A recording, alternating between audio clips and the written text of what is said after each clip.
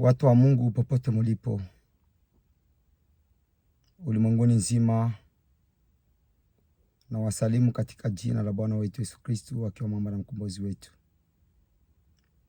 Hii ni sauti ya mtu aliye nyikani, anakuja tena akisema, itengenezeni njia ya Bwana, yanyosheni mapito yake.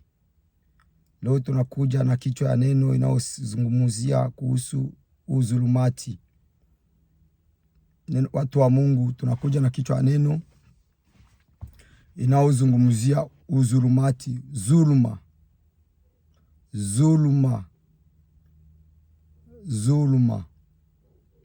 Najua sio neno ngeni. Kila mtu anajua zuluma ni nini. Kila mtu anajua zuluma ni kitu gani. Watu wa Mungu, kimbieni zuluma. Kimbieni zambi ya uzulumati.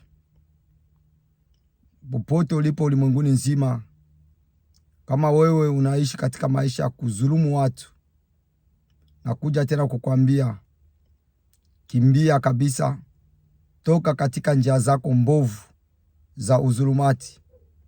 Kwa kuwa hiyo zambi ya uzulumati ndio zambi iliyoangamiza Sodoma na Gomora. Sodoma na Gomora kama iliangamia, kama ilifikia kutokuona mkono wa Mungu na kufikia kupotea, ni kwa ajili ya zuluma. Zambi ya uzulumati na zambi ya uasherati ndio zambi ilikuwa inaangamiza, ilituma Sodoma na Gomora inaangamia. Leo nakia kuambia mtu wa Mungu, kimbia zuluma. Kimbia zuluma ya aina yoyote. Kimbia zuluma, mtu wa Mungu. Zuluma ni zambi inayoikumba dunia na inasababisha kweli madhara mengi katika maisha ya wanadamu. Na Mungu anakataa kabisa na anachukia zambi ya uzulumati. Wewe mtu wa Mungu, leo kupokea Yesu kuwa Bwana na mkombozi wako. Wewe mtu wa Mungu unajitoa kila siku kihubiri neno la Mungu, ukisema hii ni zambi, lakini wewe unaishi katika zambi ya uzulumati. Na kwa kukwambia, acha zuluma, toka katika uzulumati. Zuluma ni zambi mbaya sana. Zuluma ni zambi itakusababisha usiishi mkono wa Mungu na usione mkono wa Mungu kwenye maisha yako. Kimbia zuluma, mtu wa Mungu. Kimbia uzulumati, mtu wa Mungu. Mungu anakataa pepo ya uzulumati. Mungu anasema, enyi wazulumati, hamuna nafasi katika ufalme wangu. Hamuna nafasi. Hamutaingia mbingu. Mbingu haiko kwa ajili yenu. Kwa kuwa mumeibia watu. Mumeibia watu mali zao. Mumeibia watu kwa kuwadhulumu. Munaibia watu kwa kuwatapeli. Nyinyi watu wa Mungu, kimbieni zuluma. Unaweza kuwa unabahatika, Mungu amekupa hiyo neema ya kupata nafasi ya kusaidia watu, lakini wewe hiyo nafasi unaitumia kwa zuluma. Mungu anasema, kimbia zuluma. Kimbia zuluma ya aina yoyote. Tosheka na ile kidogo utapata kwa haki. Jua hiyo kilio ya watu wanaolia ukiwazulumu. Hiyo kilio wako nalia usiku na mchana, Mungu anaisikia. Wewe kwako ile uko nakula, ile pesa uko nakula ya uzulumati, unakula ni moto, unakula ni laana. Na ile zambi ile haitakuacha salama, itakuangamiza, itakuua, kwa kuwa zambi yote inaua. Kimbia zambi, wewe mtu wa Mungu. Acha uzulumati. Acha hiyo uzulumati wako. Acha kwa kuzulumu watu wengine. Unazulumu watu sana. Unaishi katika maisha ya uzulumati. Unaishi katika maisha ya kuona wewe uko sawa, kumbi wewe ni mwizi. Ole wako wewe. Wote ule anayezulumu, ule ni mwizi. Wewe utasema, mimi nimeiba na kitu gani? Siyabomoa maduka, siyafaa chochote, lakini wewe ni mwizi. Wewe ni mzulumati. Unazulumu watu. Unaikaa hapo kwenye ofisi ama kasehemu kenye huko, hata nyumbani kwako, popote pale, ukisema unawasaidia watu, kumbi wewe uko naibia watu. Wewe uko na dhulumu watu. Ona ni wangapi wanalia kwa ajili yako. Ona ni wangapi wanalia kwa kuwadhulumu. Kimbia pepo ya udhulumati, wewe mtu wa Mungu. Ona gisi Mungu anavyosema katika neno lake. Leo tunaongelea dhuluma. Hatuongelee ingine kitu yote. Tunaongelea dhuluma. Na hiyo neno tutaipata katika kitabu cha Wakorintho wa kwanza mstari wake wa 6 kuanzia 7 hadi 9. Sikia gisi neno la Mungu linasema. Sikia neno la Mungu, tunaanzia kwa mstari wake wa 9.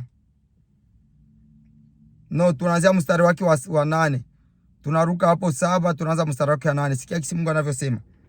Bali kinyume cha hayo, nyinyi wenyewe mwadhulumu watu na kuwanyang'anya mali zao. Unasikia, kinyume cha hayo yote unayoyafanya. Wewe pale uko na dhulumu watu na unawanyang'anya mali zao. Wewe ni mwizi. Wewe ni mwizi, unaishi maisha ya wizi. Utakuwa umeokoka, umemfuata kazi ya Mungu, lakini wewe ni mwizi. Popote ulipo, dhuluma ni kitu ya kukimbia, ni dhambi mbele ya Mungu, machukizo. Ni machukizo mbele ya Mungu. Naam, anaendelea kusema naam, hata za ndugu zenu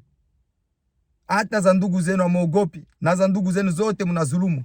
Ndugu walio katika Kristo, mnasali pamoja na wenzako, wanakuja kama vile ndugu wakitarajia wewe utawasaidia, wewe utasaidia kuwafanyia vizuri.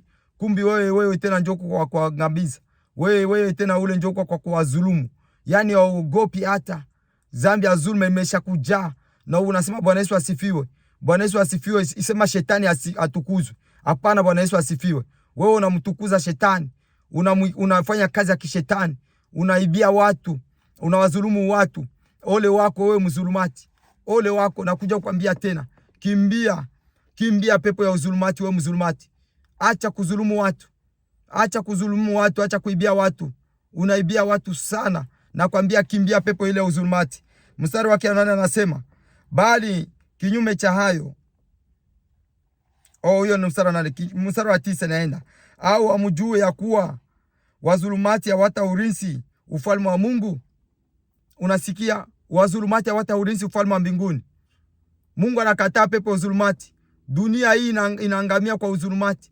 Pepo ya tamaa ya pesa ilishaenea dunia nzima.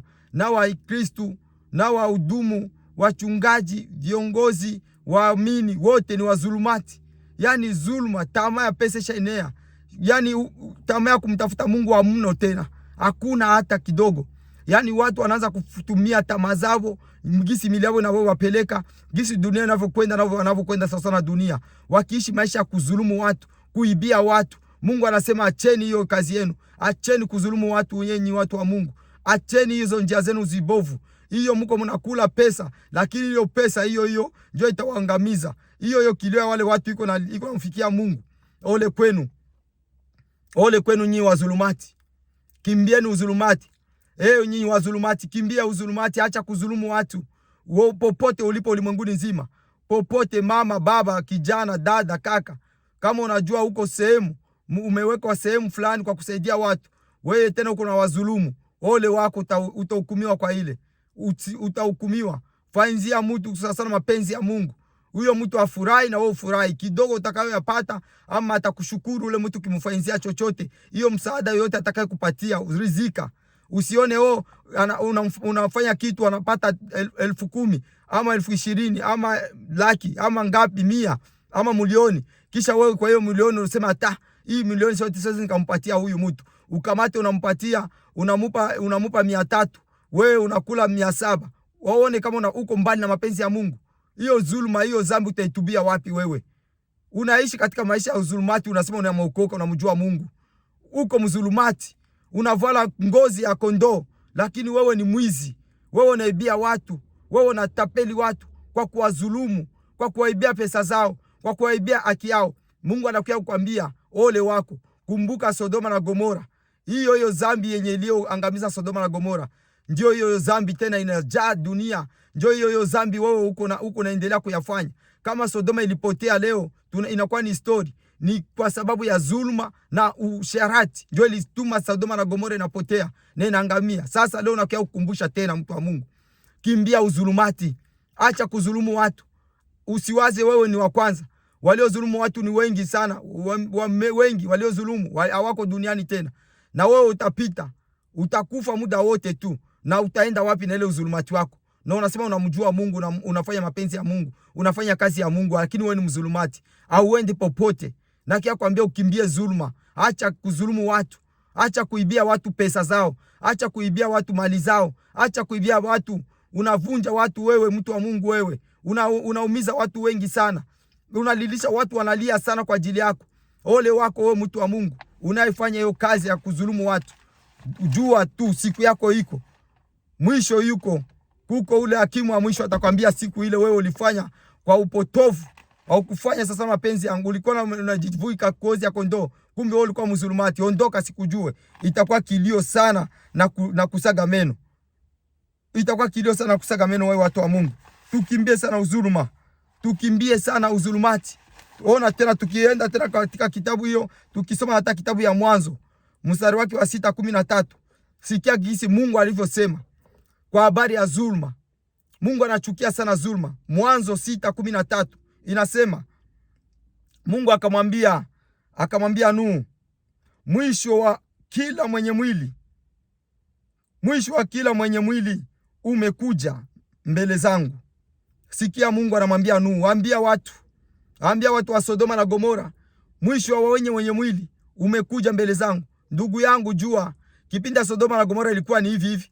Watu walihubiriwa, waliwaambia acheni dhambi, kimbia uovu, Bwana atangamiza. Waliona ni mizaa. Waliona huyu Mungu anasema kila siku. Bali jirusha, bali fanya wazinzi, washerati, walifanya dhambi zote zinazokuwa sasa katika dunia hii. Zote walizifanya. Mungu anawaambia, acheni watu wako na wahubiria, acheni. Mungu atangamiza. Hawakaona kama ni mchezo.